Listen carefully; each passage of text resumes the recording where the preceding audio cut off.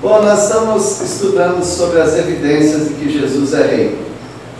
Meus irmãos, não criem uma falsa expectativa. Não dá para provar que Jesus é rei. Mesmo porque ele nunca foi rei. Ele veio para ser rei, mas ele nunca foi um rei dessa terra, nem do povo dele, nem dessa terra. Quando Pilatos perguntou, porque Pilatos estava preocupado em mandar um homem para a cruz, porque a acusação principal é que ele era rei de Israel. E ele perguntou: você é rei? Ele disse que ele é rei, ele veio para isso. Mas em outro momento ele falou: o meu reino não é deste mundo. E aí algumas pessoas podem ficar confusas com isso. Ele é rei ou não é rei? Depende. Para mim ele é rei. Para mim ele não precisa colocar o pé aqui no mundo, uma coroa na cabeça e todos os povos reverenciando como rei. Para mim ele já é rei. No meu coração ele já é rei. Agora eu sei que as profecias vão ser cumpridas e ele vai estabelecer o reino dele e ele vai ser rei aqui nessa terra. Já era para ele ter sido. No entanto, as pessoas que deveriam recebê-lo não o receberam. Mas aqueles que o receberam, ele fez como filhos de Deus. Então ele já fez todo o trabalho que um rei faz no nosso coração. Um rei bom, né? E ele já alcançou os nossos corações. Agora, evidências não são provas. Evidências são caminhos que nos levam a afirmar o alvo da discussão, que no caso é que Jesus é rei. Todas as evidências levam a crer que ele é rei. Os primeiros 12 versículos de Mateus capítulo 2 mostram uma evidência. A evidência dos presentes recebidos. Ele recebeu ouro, ele recebeu incenso e ele recebeu mirra. Só o ouro já mostra que ele é rei. É a realeza. Ele recebeu uma comitiva de outra nação para fazer a política da boa vizinhança e para saudar o novo rei. Isso já é uma evidência de rei. E eles vieram de uma terra distante, de outro império, outro reino, e vieram reverenciar o rei. E tudo o que acontece aqui nos mostra que ele é o rei. Nos primeiros 12 versículos. E até Herodes, que é por direito o rei da Judéia, é um alto funcionário de Roma, sendo que ele era da família, do país, né, de Edom. Portanto, ele era um edomita, mas no momento eles já trocaram, eles não falavam edomita, mas falavam idumeu. Ele era da Idumeia, portanto, idumeu. E ele era o rei da Judéia. E ele falou também: quero adorar. Não acredito muito não. Porque ele estava sendo ameaçado com a presença de um novo rei. Será que você mandava embora? Então todos aqueles que já trabalharam ou trabalham ainda em algum departamento e chega uma pessoa na mesma função que a sua, qual a pergunta que você faz? Seu Dionísio vai visitar a obra lá, né? O irmão vai pensar o quê? Eu sou pedreiro, vem outro pedreiro aqui, será que vão me mandar embora? Mas ele já disse que vai bater papo lá, não é isso? Nós nos sentimos ameaçados quando há pessoas da mesma função perto de nós. Essa é a tendência humana. E Herodes, sendo o rei da Judéia, ele se sentia ameaçado. Ele sentia que havia uma competição. Isso já não é uma outra evidência de que ele era rei? Se um rei quer matar uma pessoa que está ganhando o título de rei, isso é uma evidência que ele é um concorrente. E aí nós chegamos para a nossa segunda evidência. A perseguição que Jesus recebeu era uma evidência de que ele era rei.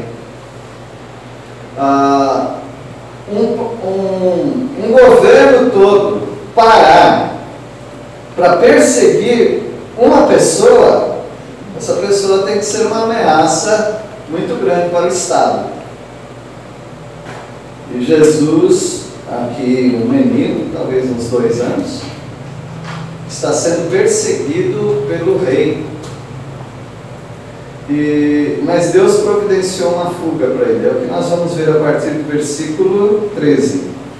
Versículo 13: tendo eles partido, eis que apareceu um anjo do Senhor a José em sonho e disse: dispõe-te, toma o menino e sua mãe, foge para o Egito e permanece lá até que eu te avise. Porque Herodes há de procurar o menino para o saudar, o adorar, o reverenciar, para matar. Mas não foi isso que ele disse. Ele diz aqui em algum versículo para trás, me ajudam a achar? 8. Enviando-os a Belém, Herodes, mandando os magos a Belém, disse-lhes: ide informar-vos cuidadosamente a respeito do menino, e quando tiverdes encontrado, avisai-me para eu também ir adorá-lo. Ele disse que ia adorar. Mas agora Deus está dizendo que Ele quer, na verdade, matá-lo. Deus protege o filho dele, que tem uma missão, e Ele usa para essa proteção seres muito frágeis, José e Maria. E José e Maria, que vinham lá do norte para se recensear, acabaram numa casa ali, não sei casa de quem, conforme o versículo 11, aqui já não era mais manjedoura, era uma casa. Pelo menos alguns meses ou anos, no máximo 2 anos, eles estavam ali morando. E agora Deus fala para eles irem mais ao sul ainda, para o Egito. Eles vão fugir porque Herodes quer matá-lo. Herodes é um rei. Para um rei ir atrás de outra pessoa que oferece perigo, é porque aquela pessoa tem uma grande evidência de ser um rei também. Versículo 14: dispondo-se ele, tomou de noite o menino e sua mãe e partiu para o Egito. Egito de novo, gente. Nós estamos sempre ligados ao Egito, né? O povo de Deus está sempre ligado com o Egito. Abraão, numa época de fome, ele vai para o Egito. Depois os descendentes vão com 70 ou 75 pessoas, por causa da fome também, para o Egito. Eles saem do Egito. Deus falou para não voltar para o Egito. Deus falou para não ter associação com o Egito. O rei Salomão era fã do Egito. Os cavalos que ele trazia eram do Egito. Muitas coisas que ele tinha eram do Egito. Inclusive ele tinha uma esposa do Egito. Então o Egito sempre esteve muito junto conosco, com a fé judaico-cristã. E o Egito é o símbolo do mundo. Nós também somos muito ligados ao mundo, que é o nosso Egito. Mas por que Deus manda ir para o Egito? Isso é muito curioso. E pensando bastante sobre isso, não bastante todo dia, mas durante os anos, eu sempre penso: por que o Egito? Não podia ser outro lugar? O Egito não é um lugar para ir. Eles foram escravos do Egito. E é só uma teoria, mas pode estar bem errada. As coisas estavam tão feias espiritualmente em Israel, que Deus usa o Egito como melhor do que Israel. O lugar mais seguro de estar para o menino Jesus é no meio dos inimigos, o Egito. Meus irmãos, vai ser muito triste se chegar um dia, talvez para alguns lugares já tenha chegado, que o pior lugar para você levar o seu filho é para uma igreja. Seria muito triste isso, né? Terrível. E algumas pessoas ganharem conforto, conselho, instrução fora da igreja. Isso eu tenho provas que já está acontecendo. Há pessoas buscando muitas outras ajudas que não sejam na palavra de Deus.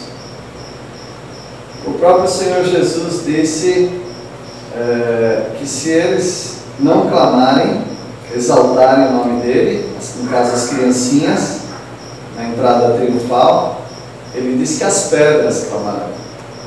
Então Deus usa quem Ele quiser. Deus pode usar uma mula sendo maior do que um profeta. Já fez isso também. Davi, que era o rei dirigido por Deus, porque Deus já tinha desprezado Saul, ele encontra segurança não no povo de Israel, ele encontra segurança entre os filisteus. Entre os filisteus. Qual o nome que te vem à mente quando fala dos filisteus?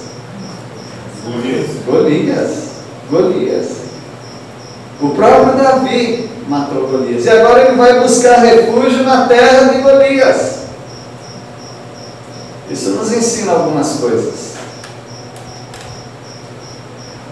Inclusive Pilatos e Herodes, eles se amavam.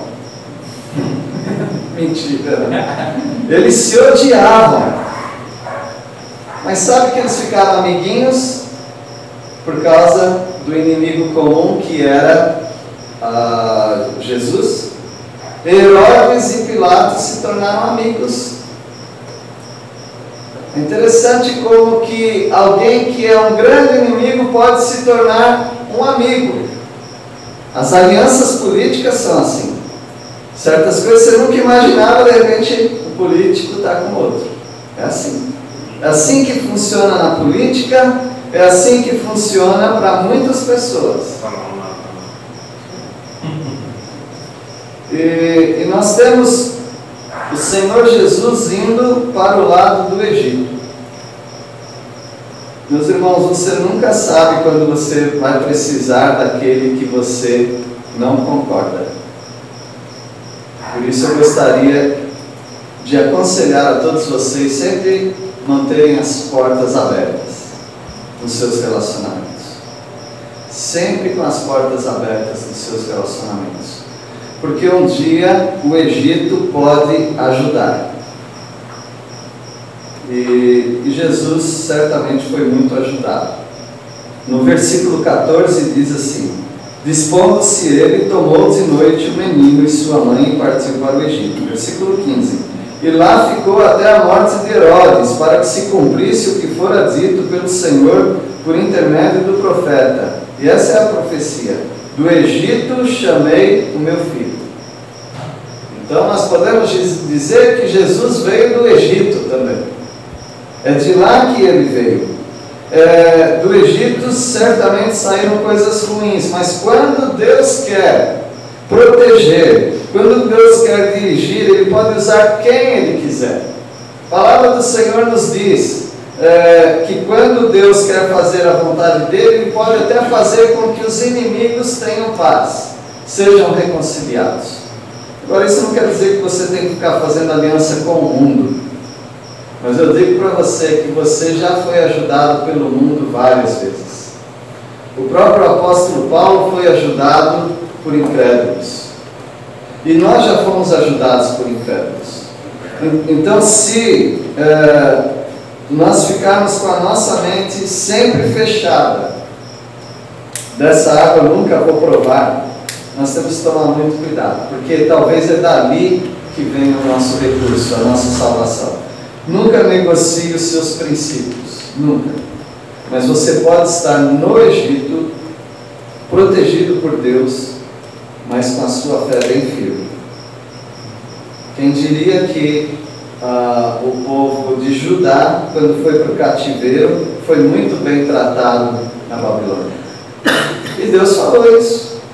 Deus falou: não resistam, construam casas, se casem, vivam uma vida normal. E eles não foram protegidos? Você tem várias pessoas. Você tem Esdras, Neemias, Zorobabel, o sacerdote Josué. Você tem muitas pessoas lá no cativeiro sendo protegidas. Deus pode te proteger aonde Ele quiser. Então nunca pense: minha vida acabou. Não. Deus pode te proteger aonde Ele quiser. Deus pode te dar os escapes. O seu Dionísio, bom, era crente quando aconteceu aquilo lá de nadar e nadar, né? Porque foi levar um folheto. Mas já pensou o seu Dionísio lá e falando com o salva-vida: escuta, de qual igreja evangélica você é? Não sou evangélico. Então me deixa. Não. Nós recebemos ajuda de Deus. E Deus usa as pessoas. Amém. Bem? Então, mas nunca negocie. Pessoas vão ajudar. Inclusive, quando eu falei de buscar a ajuda do mundo, Deus pode usar pessoas, pode usar médicos, pode usar muitas pessoas. Mas o que você não pode, ainda que você precise de um profissional, um aconselhamento, por exemplo, você nunca pode aceitar tudo que ele está falando. Você sempre tem os seus princípios. E se ele falar algumas coisas que estão fora da palavra de Deus, você despreza. Então assim foi José, o piedoso José, a piedosa Maria e o Filho de Deus na terra dos inimigos, no Egito. E lá eles foram certamente bem cuidados e eles estão voltando em segurança. No versículo 16: vendo-se iludido pelos magos, enfureceu-se Herodes grandemente, mandou matar todos os meninos de Belém e de todos os seus arredores, de 2 anos para baixo, conforme o tempo do qual com precisão se informara dos magos. Então é provável que Jesus tinha 1 ano e pouco, ou quase 2 anos, mas não mais do que isso, porque ele não quer errar, então ele pega uma margem aí, 2 anos para baixo, para matar todos os meninos. As meninas não, só os meninos. Talvez a gente pense: puxa, mas morreram milhares e milhares de pessoas. Não, os estudiosos dizem pela demografia, né? Pela quantidade de pessoas que havia naquele país e naquela que era uma cidade pequena, nos arredores ali, há um cálculo que talvez tenham morrido 25 a 30 crianças. Aí talvez você fala: mas cada vida vale, não vale? Claro que vale. Bom, mas não foram milhares de crianças, umas 30 crianças, o que foi uma pena realmente ele ter feito isso. Então se cumpriu o versículo 17. Então se cumpriu o que fora dito por intermédio do profeta Jeremias. Agora veja que versículo mais difícil, não é, meus irmãos, para colocar dentro desse contexto. A profecia de Jeremias diz assim: ouviu-se um clamor em Ramá, pranto, o choro e grande lamento. Era Raquel chorando por seus filhos, inconsolável porque não mais existem. Ali naquela região era o túmulo de Raquel. Raquel era esposa de Jacó, como vocês sabem. Se Jacó era Israel, a esposa de Jacó era a esposa de Israel, ela passa a ser a mãe de Israel, a mãe do povo de Israel. Então, simbolicamente, a Raquel é a mãe de todos ali. E é como se Raquel estivesse chorando, ou seja, Israel, a nação de Israel toda está chorando pelos seus filhos, pelos judeus, por aquelas crianças que morreram, inconsolável porque não mais existem. Então essa é uma profecia que Jeremias, com toda certeza, ele não sabia que um dia ia se referir a essa matança. Matança que tinha o propósito de matar o próprio Messias de Israel. Mas Deus usa essa profecia para nos lembrar hoje da tristeza que foi aquele momento. Então não é uma evidência de que ele era um rei, porque se vocês lembrarem, eu lembrei de alguns reis aqui. Baasa matou a descendência de Jeroboão, porque quando o rei entrava, mesmo que alguém não fizesse mal para ele, mas na dúvida é melhor matar todo mundo.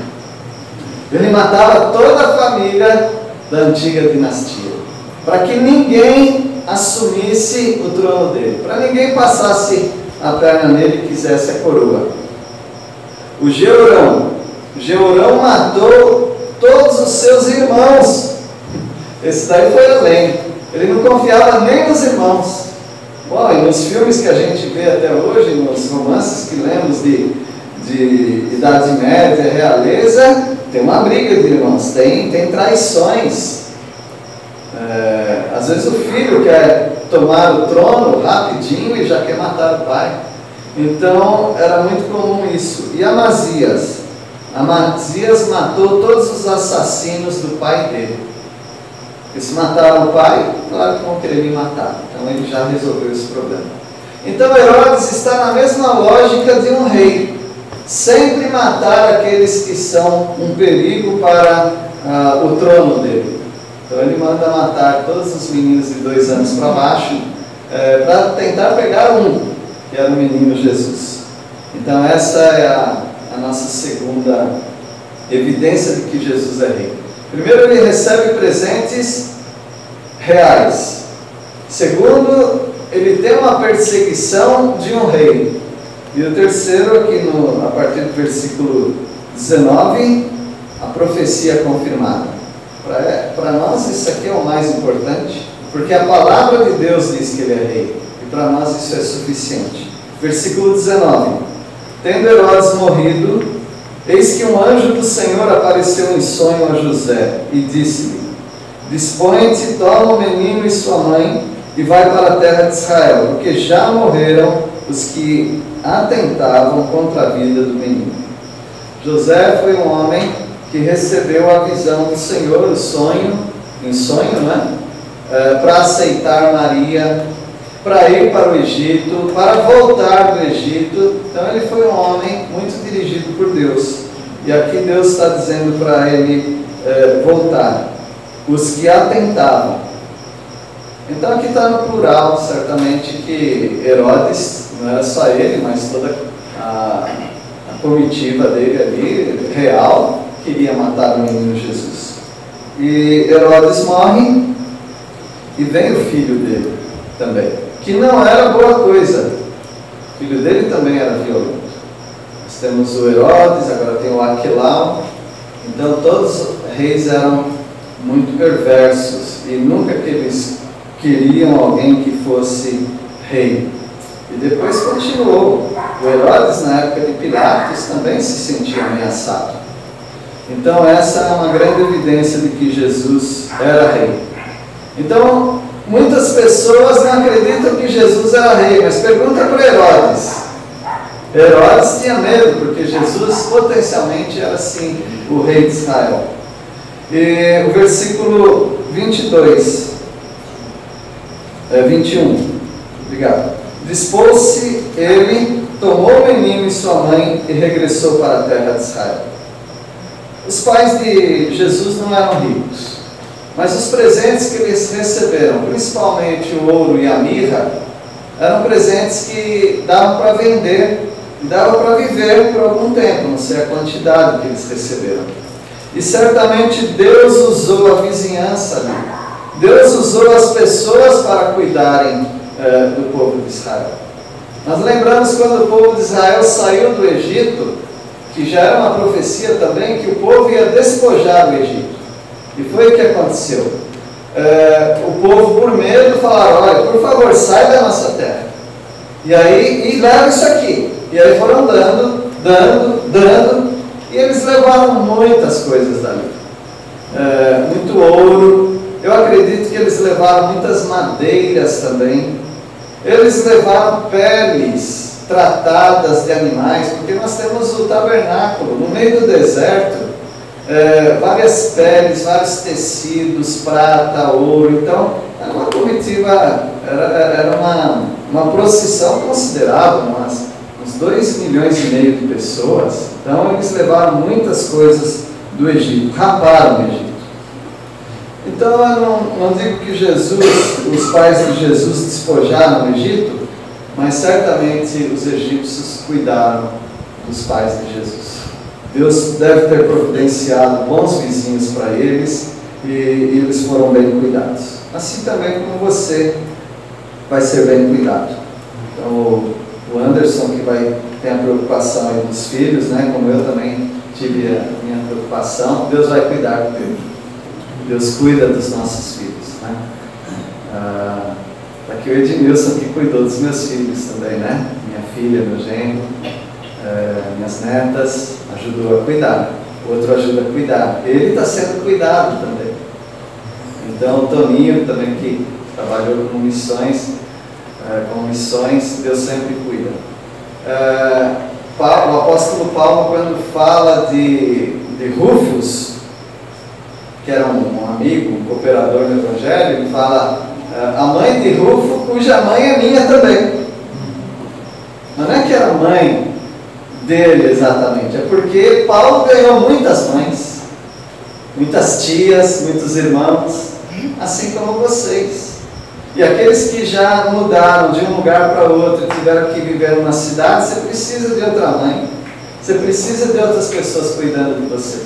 E não é verdade que nós ganhamos várias pessoas para cuidar de nós? Então Jesus também foi assim. Nós lemos hoje que o anjo do Senhor se acampa ao redor daqueles que o buscam e o temem.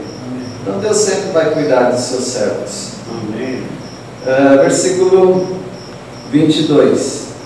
Tendo, porém, ouvido que Arquelau reinava na Judéia, no lugar de seu pai Herodes, temeu ir para lá. E por divina advertência, prevenido em sonho, retirou-se para as regiões da Galileia. Você vê aqui José 4 vezes sendo abordado por Deus através de sonhos, de avisos. Então Deus avisou para José: não vai para lá. Então, esse Arquelau aqui também não era boa coisa. Todos eram Herodes, tá bom? Herodes não é um nome, Herodes é um título. Então tem o Antipas, tem o Arquelau, e aí vieram outros também. Então Herodes era um título. Versículo 23. E foi habitar numa cidade chamada Nazaré, para que se cumprisse o que fora dito por intermédio dos profetas: ele será Nazareno. Então essa é uma evidência de que Jesus é rei. As profecias. As profecias todas indicam que Jesus é rei. Então você está bem seguro. Você precisa decidir se você aceita Jesus como rei. Essa é uma decisão pessoal. E se você não aceita Jesus como rei, eu tenho certeza que você vai aceitar outros como rei. Aí você vai começar a reverenciar pessoas que são poderosas, que se parecem com o rei. E aí você se torna um súdito dessas pessoas. Mas o melhor é você servir ao Rei dos Reis, o Senhor dos Senhores, que é Jesus Cristo. Porque todos os reis vão ter que se dobrar diante do Rei Jesus. Então é melhor você se decidir por esse Rei, Jesus Cristo. Ele será chamado Rei. Nós não vamos ficar discutindo, mas ele nunca foi rei aqui. Nunca tem uma placa de Jesus como rei. Teve uma placa zombadora. Jesus de Nazaré, Rei dos Judeus, que foi pregado na cruz. Até os judeus falaram para Pilatos: muda isso daí, porque isso não é verdade. Tá? Aí Pilatos fala: que escrevi. Aí, que escrevi está escrevido. Né? Então assim foi Jesus aqui nesse mundo. Realmente você não vai encontrar nos registros reais que Jesus era rei, porque ele não foi rei aqui na terra. Mas é um grande desafio você aceitar Jesus como rei. Eu aceito Jesus como meu rei. Eu que tem a ver a profecia com a cidade de Nazaré? Na verdade, ninguém sabe, né? Mas tem algumas dicas. Nazaré era uma cidade muito desprezada. Falou Nazaré, então as pessoas já desprezavam, né? Pode vir alguma coisa boa de Nazaré? Então já mostra uma cidade bem depreciada. Uma cidade onde não há pessoas cultas. Uma cidade que as pessoas não dão crédito. Então Jesus foi o desprezado desse mundo. Então viver em Nazaré foi um lugar desprezível para um rei morar. Porque um rei mora na Judéia, em Jerusalém. Mas há outros pensamentos, e esse também eu acho que é muito bom, que é Isaías 11, versículo 1. Alguém pode ler? Isaías 11, versículo 1. Do tronco de Jessé sairá um rebento, e das suas raízes um renovo.